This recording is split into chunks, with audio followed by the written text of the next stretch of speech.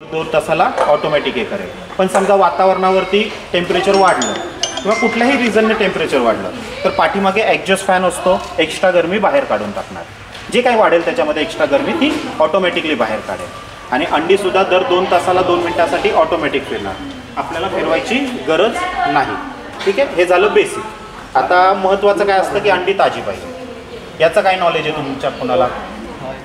5 ते 6 दिवसाची पाहिजे. अजून एक काय गरजेचं आहे याच्यामध्ये? कोंबड्या आहे त्याच्यामध्ये कोंबड्याच्या सोबत कोंबडे पाहिजेत. बरं, कोंबड्यासोबत कोंबडे पाहिजेच, हे गरजेचं आहे. किती पाहिजे हे माहिती आहे तुम्हाला? 10 मध्ये 4 पाहिजे असं काही हिसाब आहे? 10 मध्ये कमीत कमी 2 पाहिजे. माहीत जवळ पकडा. हां, तर 10 मध्ये ना 2 तरी पाहिजे. म्हणजे कसं असतं, एक बेसिक रूल असतो, जर नर मादाला अंड क्रॉस झालेलं नसेल तर त्या अंड्यात जीव बनवू शकत नाही. तुम्ही कोंबडी खाली ठेवा, नाहीतर कुठल्याही मशीनमध्ये ठेवा. आलं लक्षात? तर नर मादाला क्रॉस असलेलं अंड असेल तरच त्याच्यामध्ये जीव बनतो. ठीक आहे, तर प्रत्येक 5 कोंबड्यांपाठी 1 असं तुम्ही मल्टिप्लाय करत जा. तुमच्याकडे जेवढे पक्षी आहेत, 100 पक्षी आहेत तर 20 कोंबडे पाहिजेच पाहिजे. 200 आहेत तर त्याच मल्टिप्लायमध्ये तुम्हाला 40 कोंबडे पाहिजेच. तेव्हा तुम्हाला कुठलीही कोंबडीच्या खाली तुम्ही ठेवलेलं ते अंड किंवा मशीनमध्ये ठेवलेलं अंड सरासरी 80 ते 90% रिझल्ट तुम्हाला देणार. ठीक आहे, तर हे बेसिक आहे. कुठलीही मशीन वापरा, कुठूनही घ्या, हे बेसिक आहे. ठीक आहे, जसं आता या मशीनचे फंक्शन सांगतो तर टेम्परेचर तुम्हाला ऑटोमॅटिक मिळणार आहे, ह्युमिडिटी तुम्हाला ऑटोमॅटिक मिळणार आहे, ऑटोमॅटिक टर्निंग तुम्हाला मिळणार आहे, ओव्हर हिटिंगसुद्धा याच्यामध्ये ऑटोमॅटिक आहे. म्हणजे आपल्याला मॅन्युअली काहीही करायचं नाही आहे याच्यात, सगळं काही आहे तुम्हाला ते ऑटोमॅटिक मिळणार आहे. फक्त एकच गोष्ट आहे, पाणी रिफिल करणं. ते आपल्याकडे आहे, एकदा दिवसात कमीत कमी करा. सुरुवातीला एकदा करा, हे याच्यासाठी सांगतोय. ॲक्च्युली पाणी 1 दिवस चालतं असं नाही आहे. जे आपण पाणी याच्यात टाकतो ते 3-4 दिवसपर्यंत आरामात चालतं. पण दररोज याच्यासाठी चेक करा. आम्ही सांगतो की तुम्हाला ते मशीनचे फंक्शन समजून घेणं पण गरजेचं आहे ना, किंवा याचं टेम्परेचर कसं बनतं आहे, ह्युमिडिटी कसं बनतं आहे, अंडी कशी फिरत आहे, हे लगेच समजत नाही. एका दिवसात तुम्ही हे समजू शकणार नाही. एक पूर्ण बॅच निघेपर्यंत तुम्हाला तेवढा वेळ जाणार आहे. आलं लक्षात की बाबा काय काय लाईट व्होल्टेजचं कसं कमी जास्त वगैरे असेल? हां, कमी जास्त व्होल्टेज कुठल्याच इलेक्ट्रॉनिक वाटला खरं तर चालत नाही. तर समजा की आपल्याकडे प्रॉब्लेम आहे तर सरळ स्टॅपलायझर वापरणे, म्हणजे व्होल्टेज कमी जास्त होऊन स्टॅपलायझर कंट्रोल करून पुढे जे काही आपण लावलेलं असेल त्याला जातं. समजा याला आपण स्टॅपलायझर लावलं तर पुढे मशीनला तो व्होल्टेज एकसारखा देईल आणि आपला कुठलाही इलेक्ट्रॉनिक पार्ट खराब होणार नाही, जेणेकरून आपली बॅच खराब होणार. ठीक आहे, आता आपण तर याला 1 वर्षाची वॉरंटी देतोच. कुठलाही इलेक्ट्रॉनिक पार्ट असू द्या मशीनमधला, कुठलाही इलेक्ट्रॉनिक पार्ट कुठल्याही कारणाने तुमचा खराब होईल, तुमची चुकी असो, माझी चुकी असो किंवा नॅचरल असो, कुठलाही इलेक्ट्रॉनिक पार्ट तुमचा 1 वर्षाच्या आधी खराब झाला आपण फ्रीली रिप्लेस करून नवीन अवेलेबल करून देतो. फक्त याच्यात फॉगर एक एक्स्ट्रा दिलेला असतो, एक युजेबल, एक एक्स्ट्रा, असे 2 फॉगर येतात.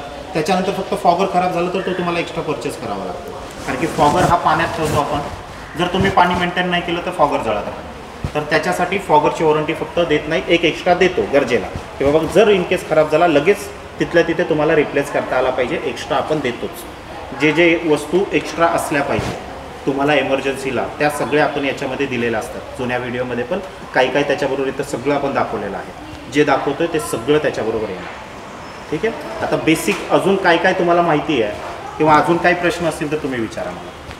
आता आम्हाला सर्व्हिस जर काही प्रॉब्लेम झाला तर सर्व्हिस कशी देणार? तर सर्व्हिसचं कसं आहे, जो कुठला पार्ट खराब झाला तो आम्ही पाठवून देतो इकडून. कारण की आता ही मशीन ऑल इंडिया जात असते, UP, बिहार, झारखंड कुठेही जाते, उत्तर प्रदेश, असं नाही की फक्त महाराष्ट्रातच जाते. तर आणि कुठेही गेली तरी आपण वैयक्तिक सगळ्या ठिकाणी नाही जाऊ शकत, पॉसिबलच नाही आहे ते. तर जो पार्ट खराब झाला तो आपण इथून पाठवून देतो. त्याचं कसं जोडायचं याचा व्हिडिओ आहेत आपले, ते आपण पाठवतो. गरज पडली तर व्हिडिओ कॉल सुद्धा. सहसा अगदी सोप्या पद्धतीने आम्ही सगळं काही मॅनेज केलं आहे की कोणीही सहजपणे ते इन्स्टॉलेशन करू शकतो. असं आहे. राहिलं सेटिंग, ह्या थोड्याशा अवघड असतात. ते फक्त तुम्ही कुठलंही बटन दाबायचं नाही. आता याच्यामध्ये जे काही फंक्शन आहे त्याच्यात बटन फक्त दाबू नका, कारण की आम्ही सगळे प्रोग्राम सेट करून तुम्हाला दिलेले असतात. जर तुम्ही तिथे बटन दाबलं तरच प्रोग्राम चेंज होणार आहे, तरच आपल्या रिझल्टला अडचण येणार आहे.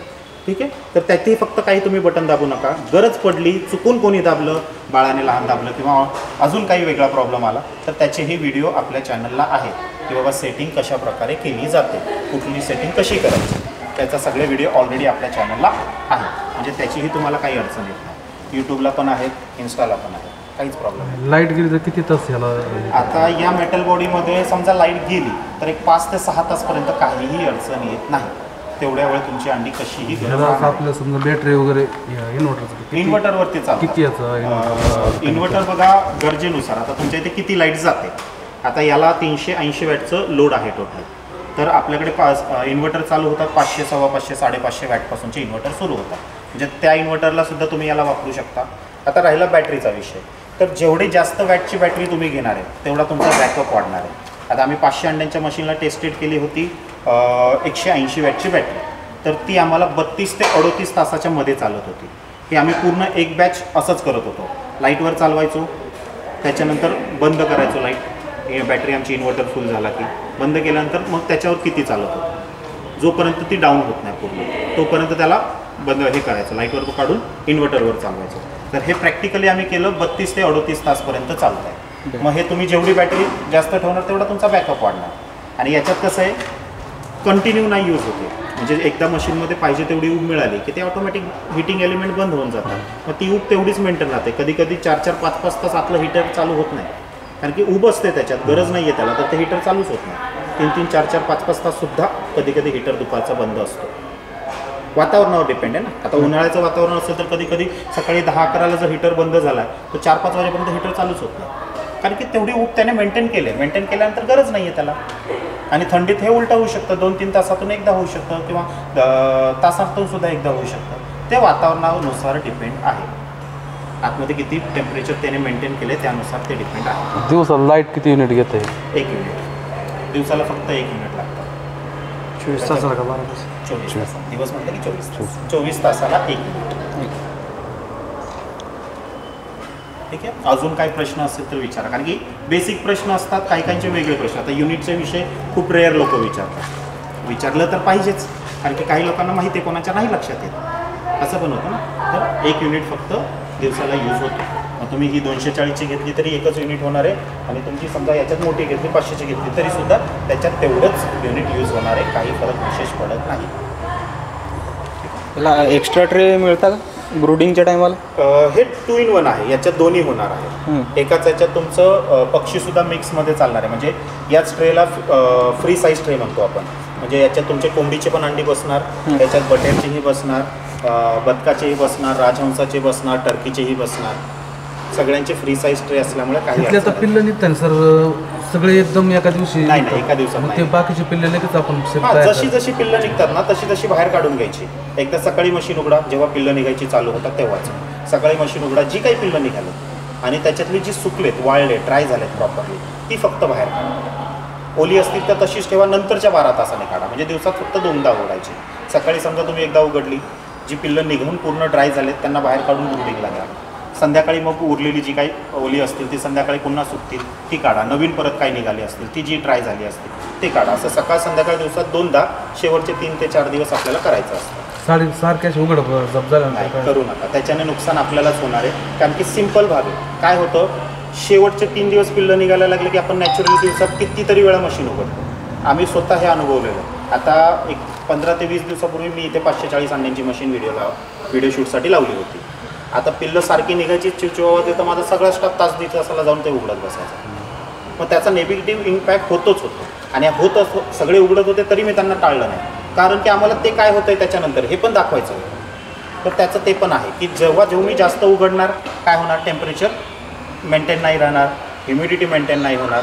मग अंड्यांमध्ये जीव तयार झालेला असेल तरी देखील तो बाहेर नाही येणार, कारण की तुम्ही जास्त वेळा उघडला आहे. फक्त 2दा उघडा, आणि गरज नाही याच्यापेक्षा जास्त उघडायची, कारण की पिल्लं निघाल्यानंतर त्यांना जे आतमध्ये टेम्परेचर येते त्यांच्या हेल्थसाठी चांगलंच आहे.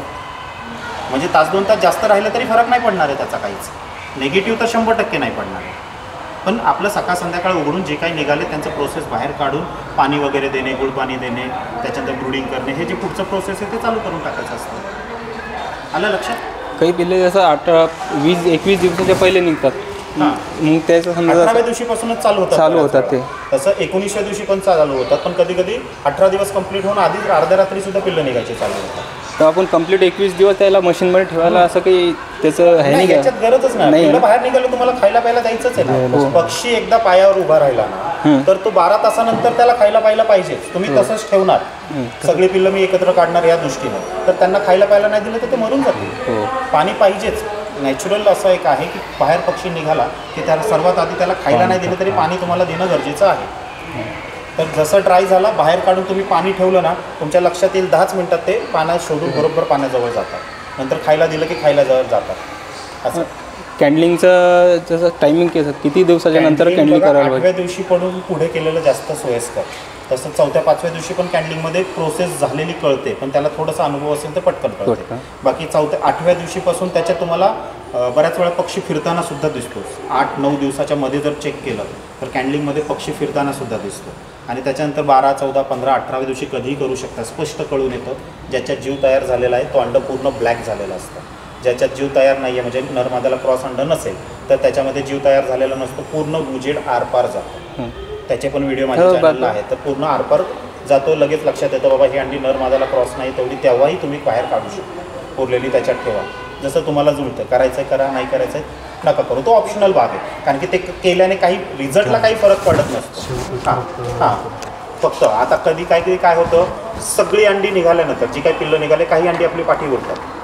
तर कधी पण हे चेक करायचं उरलेल्या अंड्यांमध्ये की बाबा याच्यात जीव तयार आहे का नाही आहे का, बाबा काही अंड्यात पाणीच आहे का. तर हे फोडून पाहिल्यानंतर कळतं की बाबा जर अंडं खराब असेल समजा जास्त प्रमाणात आपल्याला मिळालं की अंड्यांमध्ये पाणीच मिळालं किंवा जसं आहे तसंच मिळालं तर तिथे कळतं आपल्याला की बाबा आता आपल्याला इथे नर वाढवायची गरज आहे. कारण की अंड्यामध्ये पाणी निघालं ना उरलेल्या अंड्यांमध्ये. तर तिथे काय कळतं की बाबा आता नर मादाला क्रॉस नाही म्हणजे आपल्याला काय करायचं आहे नर वाढवावे लागतील. किंवा मग जास्त दिवसाचे अंडी सुद्धा असू शकतात. फ्रीजची अंडी असू शकतात. तर तो प्रॉब्लेम लक्षात येतो. म्हणून अंडी उरलेली कधी पण फोडा आम्ही विशेष सांगतो. समजा दुसरं झालं की अंड्यांमध्ये जीव तयार झालेला पण बाहेर नाही आला तर आपण ह्युमिडिटी वाढून तो प्रॉब्लेम सॉल्व्ह करू शकतो. मग प्रॉब्लेम कळाल्याशिवाय बाकीच्या अंड्यांचं आपण पुढे काय करायचं हे कळणार नाही ना. म्हणून कधी पण अंडी जी काही उरली समजा तुम्हाला 80% रिझल्ट आला तरी अंडी फोडा. 80 टन्नेला सॅटिस्फाईड आहे. 80% रिझल्ट आला म्हणजे काहीच वाईट नाही. पण फोडून चेक करा की बाबा आता पुढच्या अंड्यांमध्ये काय राहिलं. त्याच्यावरून आपल्याला कळणार की बाबा आपल्याला आता ह्युमिडिटी वाढवायची गरज आहे का, मशीनची जागा बदली करायची गरज आहे का. कारण की समजा कोणी पत्र्याच्या शेडमध्ये ठेवलं आहे, बंद खोलीत ठेवलं आहे तरी देखील मशीनची जागा बदली करायची वेळ पडू शकते गरजेनुसार. तर समजा तुमच्या अंड्यांमध्ये जीव तयार झाला आहे आणि तो बाहेर आला नाही असं प्रमाण तुम्हाला शेवटी अंड्यांमध्ये मिळालं तर मग तुम्ही ठेवलेल्या वातावरणावरचा काही निगेटिव्ह इम्पॅक्ट तिथे पडतोय का हे पण पाहणं गरजेचं आहे. तर तसं झालं तर ही जर तरची गोष्ट असते. कोणाला हे करायची गरज पडते कोणाला नाही पण पडत असं. ठीक आहे आलं सगळं लक्षात. अजून काही प्रश्न. किट घेतलं होतं मी. बरं हां पहिल्यांदा सुरुवात करतोय ना बरं हां छोट्यापासून सुरुवात करावी. बरं किटबद्दल काय काळजी वगैरे काय कुठली किट पाहिली तुम्ही. 2900चं किट. 2900 विथ फॉगरवाला. हां, फॉगर. आता याच्यात पण फॉगरवाला आहे तसंच ती सिस्टम आहे. फॉगरवाल्या किटला काही करायची गरज नाही. आता तुम्ही कशात ते इन्स्टॉल करणार आहे थर्माकोल बॉक्सला. तर त्याचा व्हिडिओ तुम्ही पाहिला असेल. जसं त्याच्यात दाखवलं त्या पद्धतीने वरती झाकणात त्याला इन्स्टॉल करा. फॉगरवाला असल्यामुळे काही करायची गरज नाही. तुमचं टेम्परेचर ऑटोमॅटिक होणार आहे, ह्युमिडिटी तुमची ऑटोमॅटिक होणार आहे. राहिलं काय फक्त टर्निंग. दिवसात 2दा फक्त अंडी फिरवा. एकदा सकाळी फिरवा एकदा संध्याकाळी फिरवा बरोबर. आणि त्याच्या व्यतिरिक्त फक्त पाणी जे पाण्याचं भांडं ठेवाल 1 लिटरचं ठेवायचं. शक्य झालं तर फ्लॅट भांडं ठेवा. मी तुम्हाला भांडं दाखवतोय. एक फ्लॅट भांडं ठेवा शक्य होईल तर. उभं नका ठेवू. फ्लॅट ठेवल्यामुळे फॉगरला पाण्याचं वजन कमी लागतं आणि फॉग चांगलं बनतं. उभं ठेवल्यामुळे पाण्याची लेवल वरती उंच होते आणि पाण्याचं वजन जास्त असल्यामुळे फॉगर कमी फॉग बनवतो. तर याची पण काळजी किटसाठी घ्या. ठीक आहे. बाकी काही नसतं. बंद खोलीत मशीन ठेवू नका, पत्र्याच्या खोलीत मशीन ठेवू नका. हां आणि फक्त पाणी मेंटेन करा. तुम्हाला त्या 2900वाल्या किटला फॉगरवाल्या काहीच अडचण नाही ना. आरामात त्यालाही 80-90% रिझल्ट मिळतो. ठीक आहे. फक्त पाणी मेंटेन करा. दुसरा एक प्रॉब्लेम काय आहे आता आम्ही खेडेगावात आहे ना. खेडेगावापासून थोडं लांब वसते म्हणजे छोटं. तिथून असं रनिंग कमीत कमी लाईटीचं 350-400 फूट रनिंग आहे. तर काय प्रॉब्लेम होणार नाही ना. नाही काय अडचण. व्होल्टेजचा तुम्हाला प्रॉब्लेम वाटला तर स्टॅबलायझर वापरा. मी स्पष्ट सगळ्यांनाच सांगतो व्होल्टेजचा प्रॉब्लेम आपल्याला माहिती की समजा माझ्या इथे आहे बाबा तर सरळ स्टॅबलायझर वापरा ॲज अ सेफ्टी. कारण की आपली बॅच खराब होण्यापेक्षा एक स्टॅबलायझर घेतलेला कधी पण चांगलं. आलं का लक्षात. त्यामुळे काही खराब होणार व त्याच्यापेक्षा स्टॅबलायझर लावा काहीच अडचण येत नाही. आणि ज्यांना नाही अडचण त्याला गरज पण नाही असं. आणि थर्माकॉलमध्ये सुद्धा लाईट गेली ना तर त्याच्यात पण 3 तासपर्यंत नाही अडचण येत. हां 2.5-3 तास पकडून चाला. 2.5-3 तास पकडून ते चालणार आहे. त्याच्यात होल पाडायचं व्हिडिओमध्ये आहे ते विसरू नका. व्हिडिओ व्यवस्थित बघा. सगळं प्रॅक्टिकली सविस्तर मी करून दाखवलेलं आहे. तेवढं फक्त व्यवस्थित पाहिलं तर तुम्ही ते किट परफेक्टली यूज करू शकाल. ठीक आहे. वरती पत्रा चालतो पण बाजूला भिंतीच्या जागी पत्रा असेल तर चालणार नाही. साईडला काय आहे? साईडला मोकळं पोल्ट्रीचं पोल्ट्रीचं शेड आहे, बाजूला जाळी आहे ना. पोल्ट्री शेडला जशी जाळी असते, हा मग तिथे काहीच अडचण नाही. पत्र्याचं शेड म्हणजे काय? आता बघा हे माझं पूर्ण पत्र आहे. आता ही जागा मोठी आहे म्हणून इथे गरम नाही जाणार, पण हीच तुमची 10x10ची 10x12ची असेल तर काय होणार? तिथे नॅचरली गरम वाटणार. तुम्ही 2 मिनटं जाऊन बसला तुम्हाला जाणवणार बाबा गरम होतं, आणि जस्ट बाहेर गेला की नाही जाणवणार. मग तशा ठिकाणी तुम्ही मशीन ठेवली तर नॅचरली आहे, सारखा ॲडजस्ट फॅन चालू होणार, ओव्हर हिटिंग बाहेर काढत राहणार, पण टेम्परेचर मेंटेन व्हायला त्रास होणार. आणि तीच आता तुम्ही वरती पत्र आहे पण बाजूला जाळी आहे तर हवा तर खेळती राहते ना, काहीच अडचण नाही. पण बंद खोली म्हणजे काय झालं?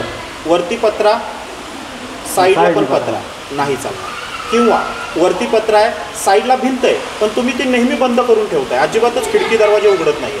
मध्यंतरी 1-2 वेळा आम्हाला असा अनुभव झाला की कस्टमरने काय केलं की लहान बाळांपासून वाचवण्यासाठी, आता ते त्यांच्या जागी कदाचित बरोबर होते का, कारण की बाबा लहान बाळ जाऊन काहीतरी बटन दाबू नये म्हणून अगदी बंद खोली, छोटीच रूम होती अगदी.